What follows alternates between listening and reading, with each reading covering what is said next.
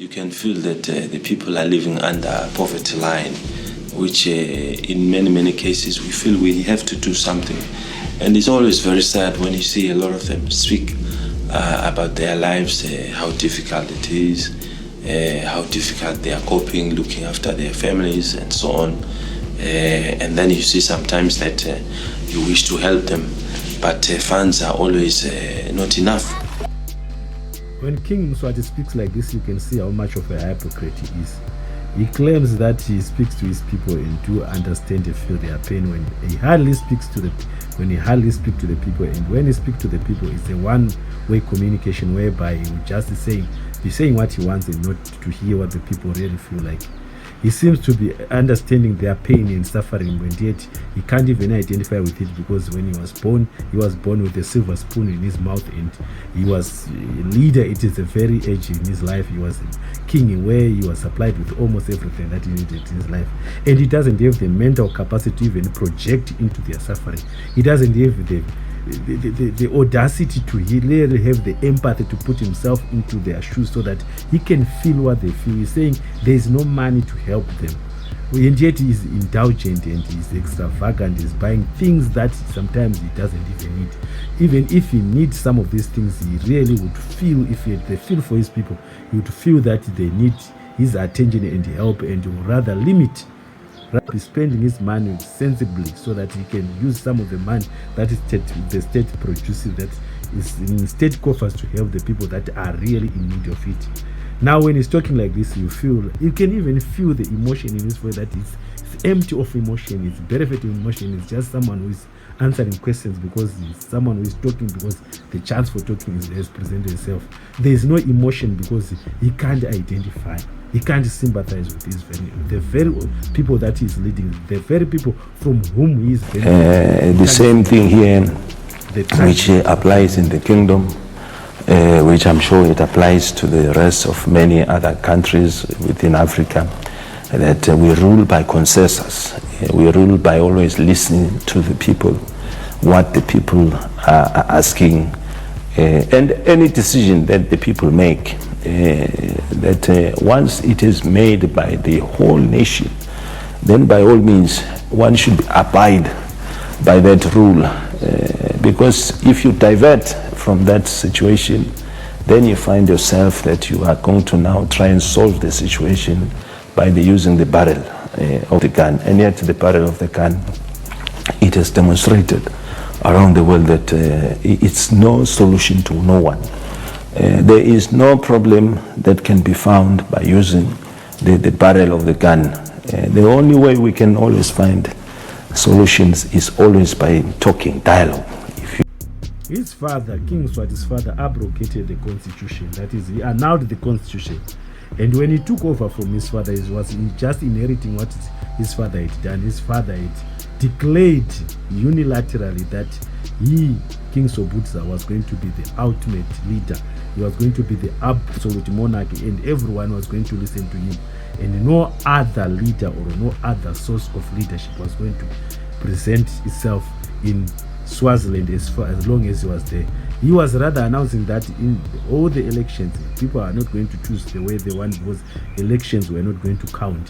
What was going to count was what he, King Sobukwe, was going to say. He was now an absolute monarch, and in an absolute monarch, I think King Mswati is very confused here, because he has never listened to what people think. He thinks when he does this buyer thing, he's listening to what people want. That is the confusion that he has, and the kind of delusion that he has. He's quite misinformed, because when people come for Sibaya, they are not coming really to behave. They are coming to rather campaign for themselves and maybe to hear what he's going to say, because they know that it is what entertains his fans. It is what he really feeds his ego. His ego feeds on that. Not that is a way of communicating, and rather presenting what they feel on how they want to be governed. We dialogue to each other, come to an understanding. People, whatever decision is there, they feel we are part of that decision, or whatever position the leader wants to put himself. The people around should always say, we are part of what this person is doing, and therefore there will be no problems. And it has never happened during his rule that he has ever listened to what the people said. Even when he allowed for the constitution to be made, that constitution also did not bring a lot for the people. The people, he remained an absolute leader, an absolute monarchy, meaning that what really says in the end counts and not what the people think and what the people say. And he has complete disregard for people's wishes anyway. Where on earth has he ever regarded the people as important?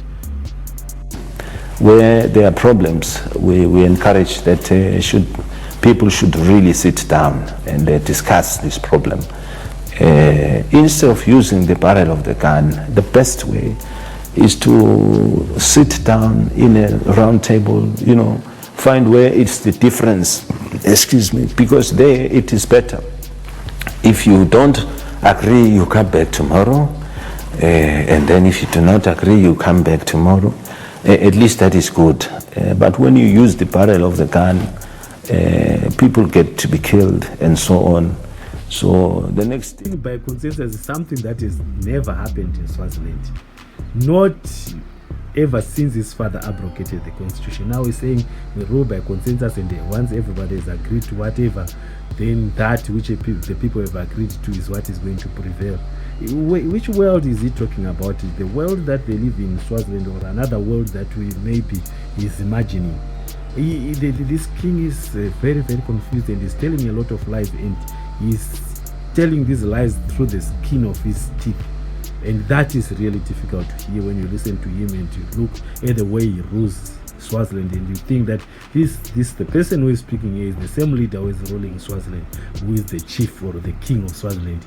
You really get confused, and maybe you might mistake him for someone else, not the king and the leader of Swaziland. He's certainly delusional. He's living a life outside. He's living in a bubble. He's detached from reality. What is happening is not what he's experiencing. He's rather living a dream. What is happening is not reality to him. Reality is what exists in his mind, not what physically exists around him. This is a very confused leader who can lie openly without fear or without even shame. Country, it cannot be one person deciding on behalf of everyone that this is the way, this is life, how it's going to be. Duty to listen is something that he really doesn't even follow. When you listen to this interview that he did, to what he said in this interview that he did in 2016, you might think that maybe he's a totally different leader, someone whom we've never come to know, or whom we have never come to know to be king of Swaziland.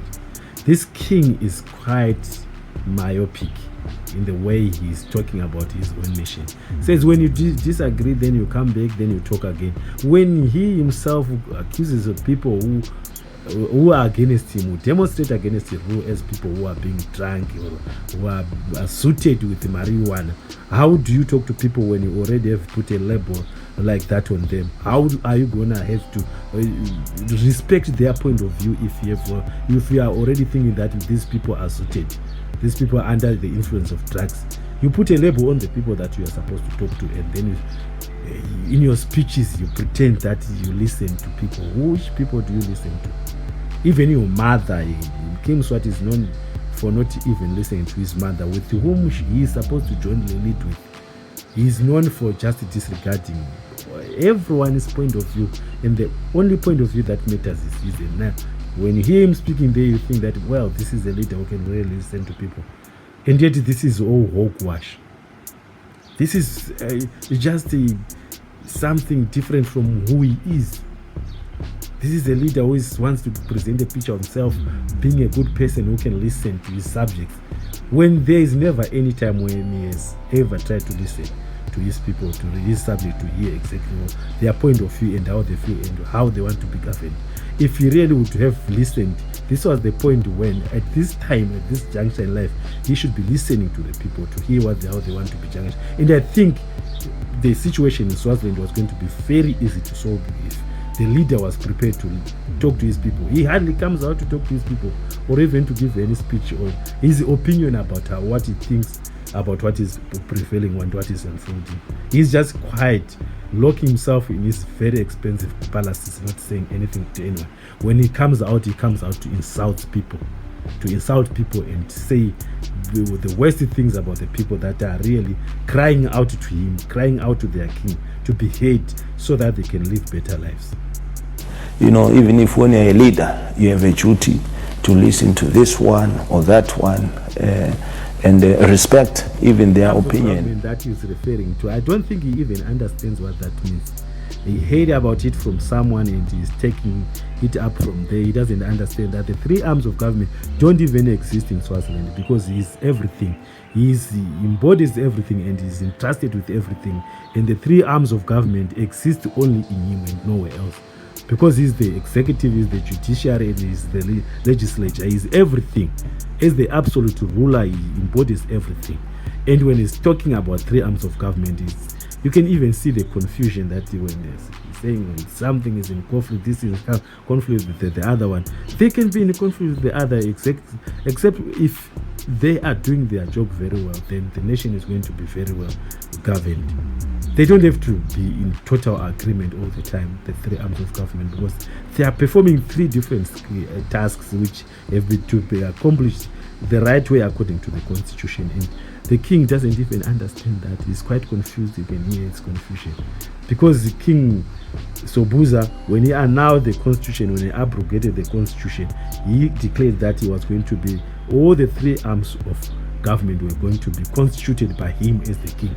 No, there was not going to be any other arm of government which was going to exist separate or outside him. With the three arms of governance, which talks about the judiciary and the legislature and the executive. If one arm perhaps is in conflict with the nation at large, then the other arm is there to restore. He's talking about walking from one end of the country to another. When he hardly does that. King Mswati, I've heard that, and is known for not even interacting with these people. He was at one time asked by the American ambassador to be taken to the rural areas where the people live, and he refused to go there because he was saying he has got chiefs who are there who are taking care of everything. Those chiefs are going to inform him about what is happening there. So when he talks like this, he doesn't even know what the people feel like, because some of us who have talked to Mswati and know exactly what they say, they never say good things about the king. The king to them is just an embodiment of everything that is dangerous, everything that they fear. And this fear to him, he presents himself as respect. They are just afraid of him because they know that people have vanished, people have disappeared, people have been exterminated, people have been assassinated, have gone vanished without trace. And when he sees that, he thinks that is the respect for the monarchy, which to him is very entertaining, that the monarchy, him as the king, is being really honored by the people. He doesn't understand his people at all. For some of us who are ordinary people, when we talk to the people, they really bring what is inside them out and they tell you exactly how they feel. They feel they don't like this king. They feel this king is overindulgent, and they feel that he doesn't even deserve to be their king. That is the message that he misses every time. Maybe on these occasional times when he go out to meet his people, he misses that because people cannot outrightly express it. And when they have their sibaya, people cannot come out and really declare that this is how they feel, because the environment that he has created in Swaziland is so stiff, is so tense, is so rigid, so that people cannot even say how they feel to him. He doesn't know what his people think. That's why people say he lives in a bubble. He's detached from reality. He's far away from the Swaziland that he lives in. He's rather kilometers and kilometers, away from the people that he's supposed to govern. And that is a very dangerous situation, because when the situation explodes like it is exploding right now, you don't understand why it's happening, and sometimes you start attributing this to other issues that are outside what is actually happening, because you don't know what is the situation down there. The situation on the ground is something that you can't really decipher. The situation on the ground is something that you don't understand.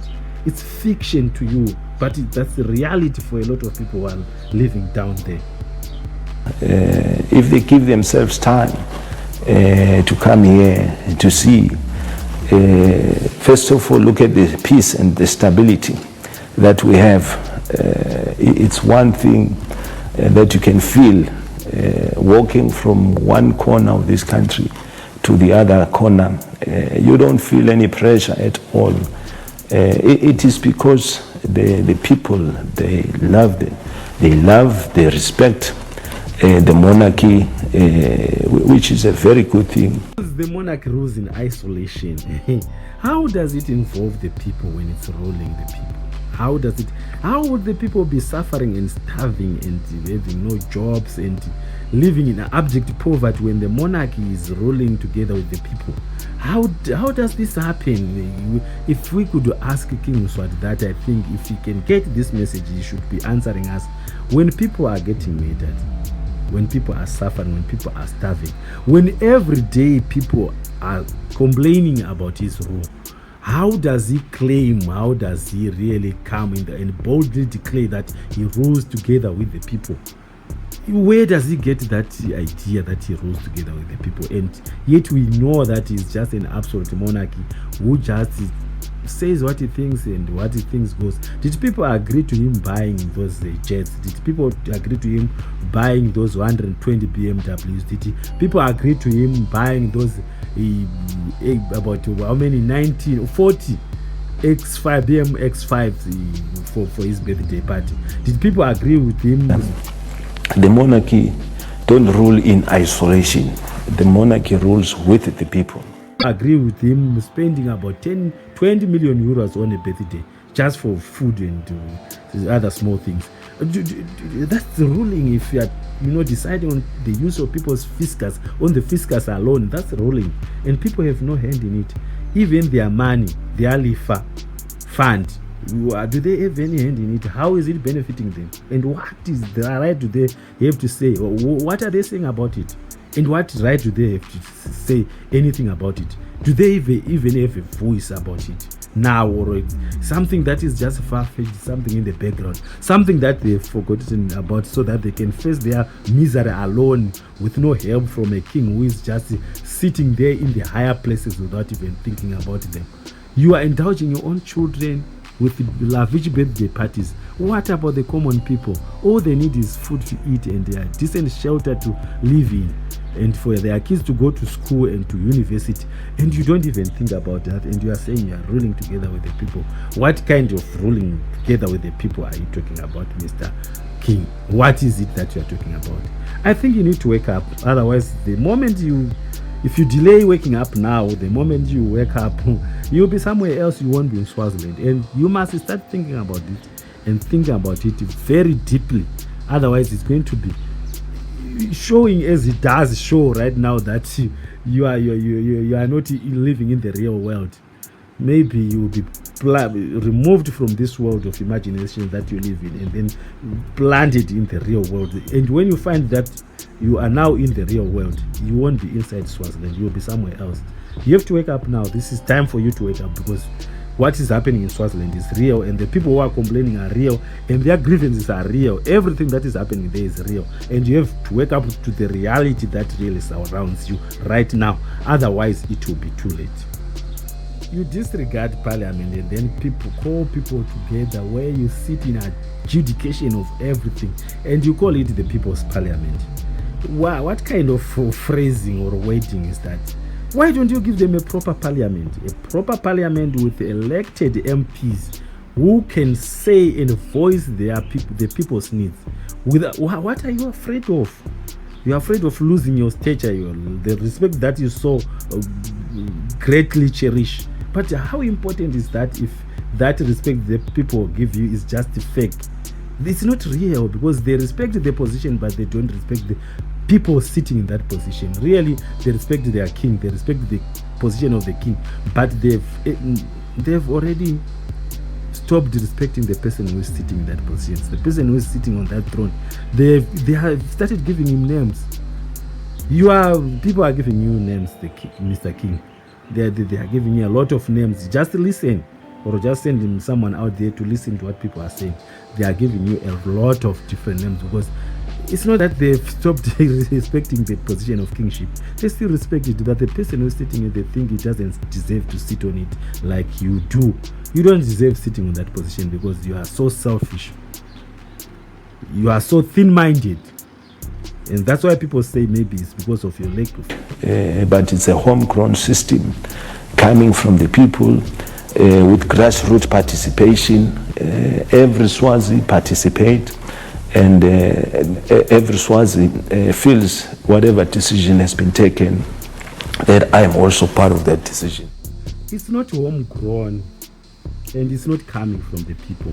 It's coming from you, from your father, who abrogated the constitution, who annulled the constitution and declared that him, Sobhuza, was going to be the sole bearer and the sole leader. So everything was just going to come from him, and he was not going to be questioned by anybody. And he established the absolute monarchy, which you inherited and which you are enjoying right now. Which people are you talking about if you are saying it came from the people? When we all know that it came from Sobhuza, and you are perpetuating it through what you are doing. At least Sobhuza had some wisdom enough to try and please his people. When he established the Lefa Fund, it was supposed he really wanted the people to benefit from it. But you have changed everything around towards you. Everything is pointing towards you for your own benefit. So don't talk about it benefiting the people, because nothing is benefiting the people and nothing came from the people. Now people want something to come from them, and you are stopping them. You are calling them drunkards. When do you want this to happen?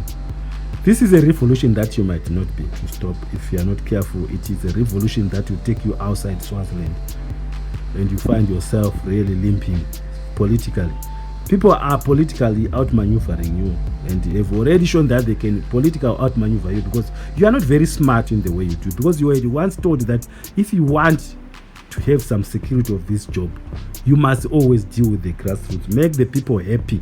Make the people down there happy. Right now, you're having a lot of people rallying behind you at least. Nobody's rallying behind you. You are all alone there with your soldiers and your policemen. Even the soldiers and the police, some of them have begun to really see the reality. Can really decipher the woods from the trees. They realize that you are the enemy, not the people. And some of them will start really mutinying against you, and you will be shocked that the soldiers that are supposed to protect you are the soldiers that will really be fighting you. You have to wake up from this dream. You have to wake up, Mr. King. You must wake up now and really face the music. Share the power with the people. Share the resources with the people. If you share with them and they live good, happy lives, they will never think about you and the luxuries that you surround yourself with. Because they also will be happy. They will be getting something out of it. And they are not asking for everything. You are taking everything from them. But they are not asking for everything. They are just asking for a decent living, for a decent way of life. And I think it is in your power to provide it. And you really, really owe it to them to provide them with a decent living, with a decent life. Not to tell lies like this and then pretend that everything is okay because everyone is singing praises for you, and when they meet you, what do you expect them to do? They respect that position that you are holding. They respect their king. It is their culture to respect a king, but they've stopped respecting you. They've stopped respecting a man like you. You even silence them when they want to talk to you, when they want to voice out what they feel. Even silence them by shutting down the internet. You silence them by trying to explain to them that the social media is very bad because it was created for making money and things like that. Why are you so scared of social media if you really are satisfying your people? If your subjects are satisfied, they won't sit on social media trying to denigrate you.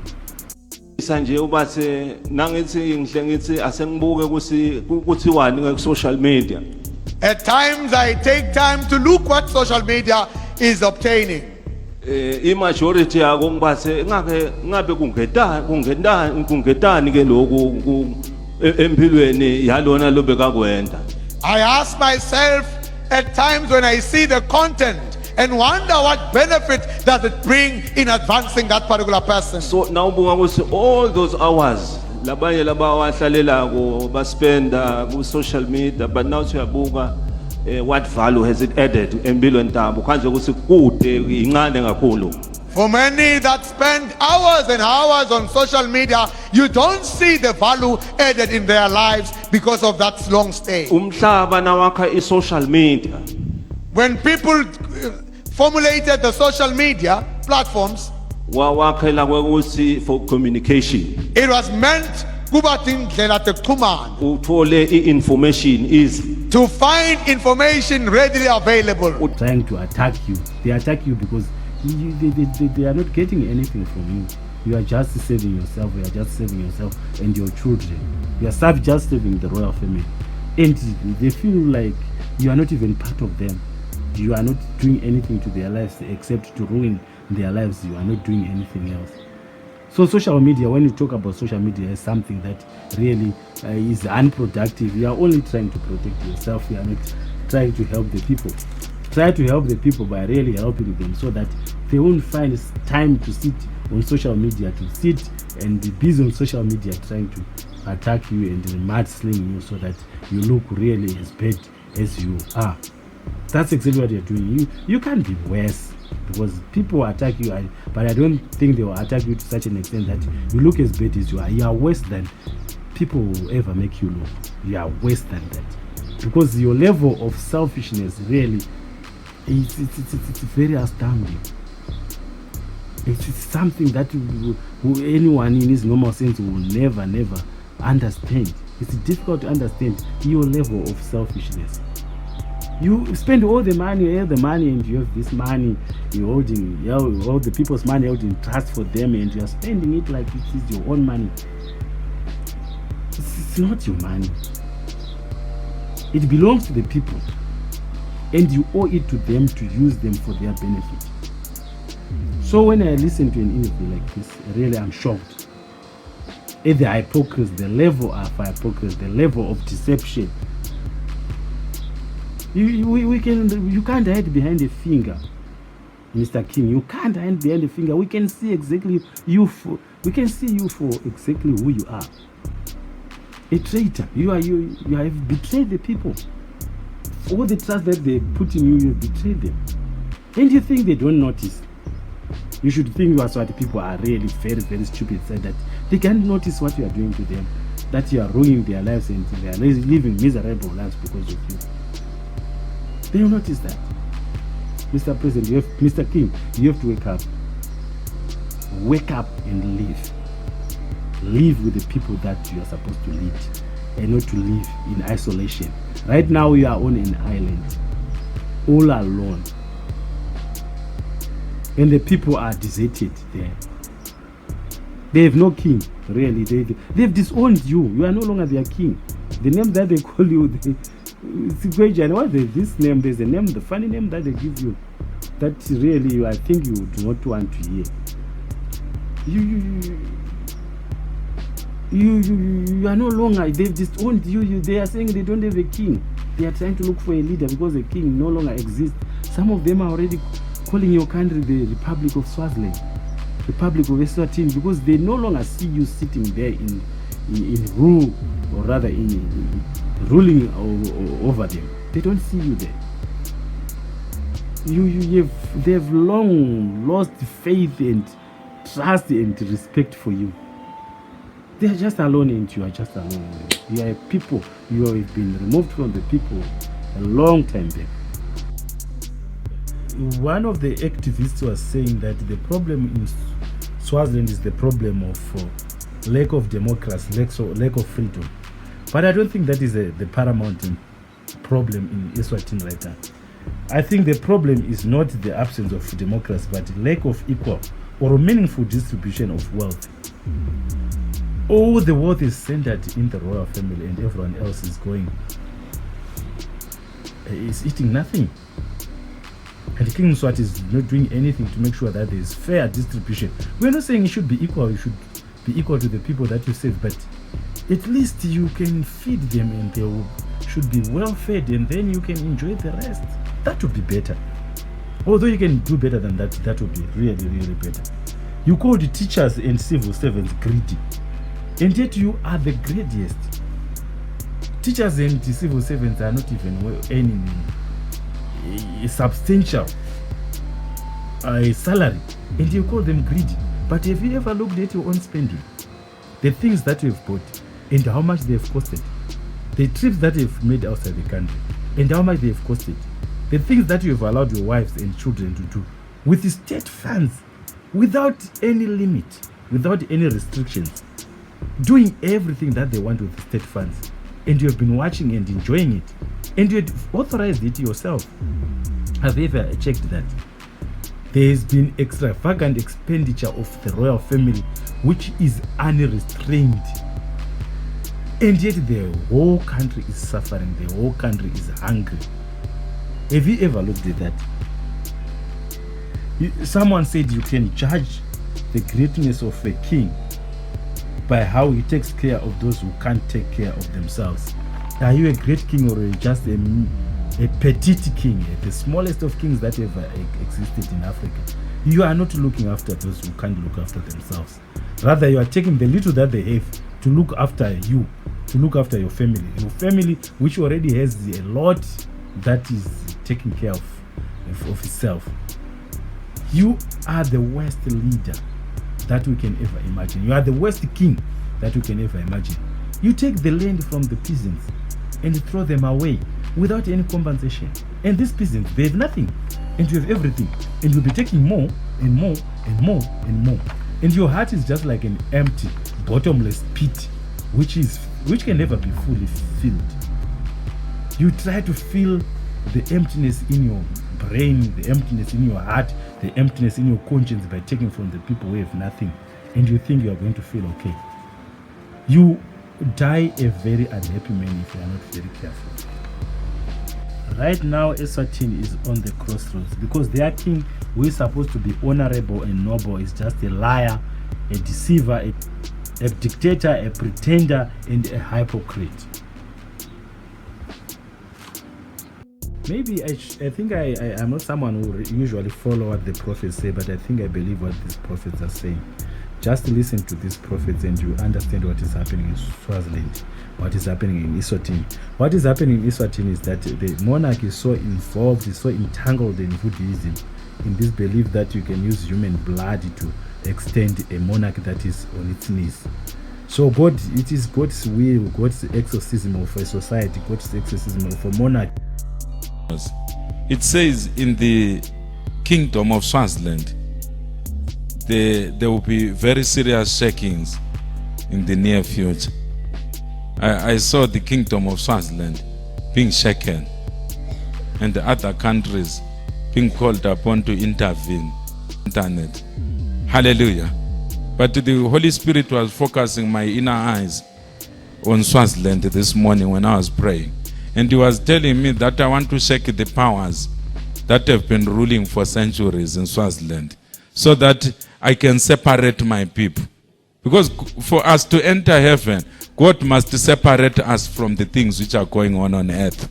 One moment, these people, that the remnant that I'm talking about, one moment they are fervent for Jesus Christ. The other moment they are doing their culture things which are linked to umlente munye or umlenze munye. You can't go anywhere. Because if you mix light with darkness, you can't go anywhere. Hallelujah. So God is going to shake that country. There will be very serious social upheaval and political upheaval in that country. And other countries will be called upon to intervene. Hallelujah. So that the remnant, they can start to focus their eyes on Jesus Christ. Because they make up the number of the heavenly bride, the new Jerusalem which is going to come. The new Jerusalem, we are part of the new Jerusalem. God's exorcism of a monarch that is so engrossed in satanic acts. So this is the hand of God in this. I believe, not because of what the prophets say, but because of what I see in Swaziland. And what I see this monarch representing the dark forces of evil. Some dark craft, some black magic that God wants to exercise out of Swaziland, so that Swaziland can be cleansed of all the dirty that has been entangling it for so long since this monarch was established. I really believe that that is what is happening. And because the end of God in it is in it, no one is going to stop it. It is going to be unstoppable. The fall of the monarch is inevitable. It is imminent.